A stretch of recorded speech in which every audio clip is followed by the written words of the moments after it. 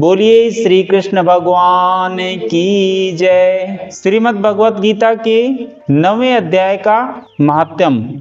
महादेव जी कहते हैं पार्वती से, अब मैं आदर पूर्वक 9वें अध्याय के महात्म्य का वर्णन करूंगा, तुम स्थिर होकर के सुनो। नर्मदा के तट पर माहिष्मती नाम की एक नगरी है। वहां माधव नाम के एक ब्राह्मण रहते थे, जो वेद वेदांगों के तत्वज्ञ और समय समय पर आने वाले अतिथियों के प्रेमी थे। उन्होंने विद्या के द्वारा बहुत धन कमाकर एक महान यज्ञ का अनुष्ठान आरंभ किया। उस यज्ञ में बलि देने के लिए एक बकरा मंगाया गया। जब उसके शरीर की पूजा हो गई, तब सबको आश्चर्य में डालते हुए उस बकरे ने हंसकर उच्च स्वर में कहा, ब्राह्मण, इन बहुत से यज्ञों द्वारा क्या लाभ है? इनका फल तो नष्ट हो जाने वाला है तथा ये जन्म, जरा और मृत्यु के भी कारण हैं।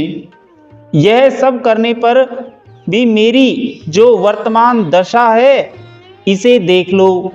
बकरे के इस अत्यंत कौतूहलजनक और वचन को सुनकर के यज्ञ मंडप में रहने वाले सभी लोग बहुत ही विस्मित हुए।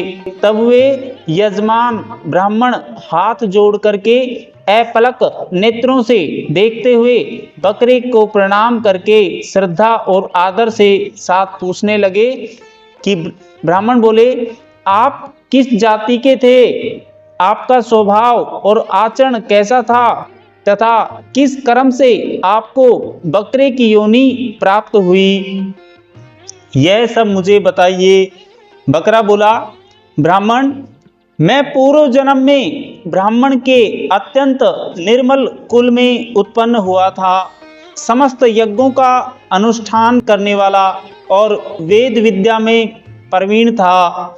एक दिन मेरी स्त्री ने भगवती दुर्गा की भक्ति से विनम्र होकर अपने बालक के रोग की शांति के लिए बलि देने के निमित्त मुझसे एक बकरा मांगा। तत्पश्चात जब चंडिका के मंदिर में वह बकरा मारा जाने लगा, उस समय उसकी माता ने मुझे शाप दे दिया, ओ ब्राह्मणों में नीच पापी, तू मेरे बच्चे का वध करना चाहता है, इसलिए तू भी बकरे की योनि में जन्म लेगा। द्विजश्रेष्ठ, तब कालवश मृत्यु को प्राप्त होकर मैं बकरा हो गया था। यद्यपि मैं पशु योनि में पड़ा हूँ, तो भी मुझे अपने पूर्व जन्मों का स्मरण बना हुआ है। हे ब्राह्मण, यदि आपको सुनने की उत्कंठा हो तो मैं एक और आश्चर्य की बात बताता हूँ। कुरुक्षेत्र नाम का एक नगर है जो मोक्ष प्रदान करने वाला है। वहाँ चंद्र शर्मा नामक एक सूर्यवंशी राजा राज्य करते थे। एक समय तब की सूर्य ग्रहण लगा था। तब राजा ने बड़ी श्रद्धा के साथ काल पुरुष का दान करने की तैयारी की और उन्होंने वेद वेदांगों के पारगामी एक विद्वान ब्राह्मण को बुलवाया और पुरोहित के साथ वे तीर्थ के पावन जल से स्नान करने को चले। तीर्थ के पास पहुंचकर राजा ने स्नान किया और 2 वस्त्र धारण किए और फिर पवित्र एवं प्रसन्न चित्त होकर के उन्होंने श्वेत चंदन लगाया और बगल में खड़े हुए पुरोहित का हाथ पकड़कर तत्कालोचित मनुष्यों से घिरे हुए अपनी स्थान पर लौट आए।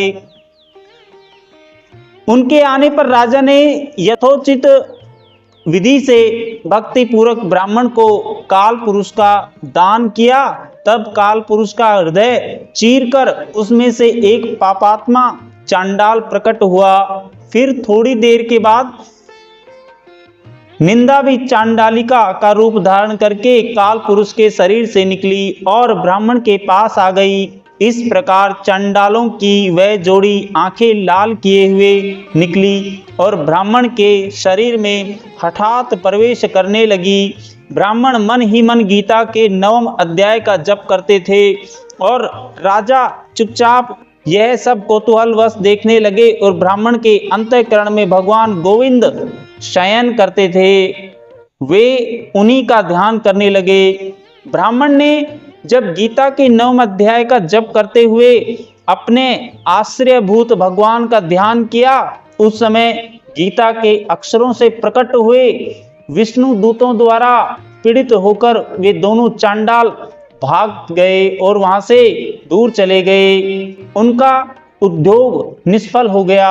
इस प्रकार इस घटना को प्रत्यक्ष देखकर राजा के नेत्र आश्चर्यचकित हो उठे।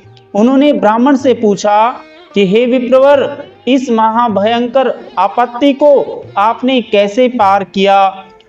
आप किस मंत्र का जप तथा किस देवता का स्मरण कर रहे थे?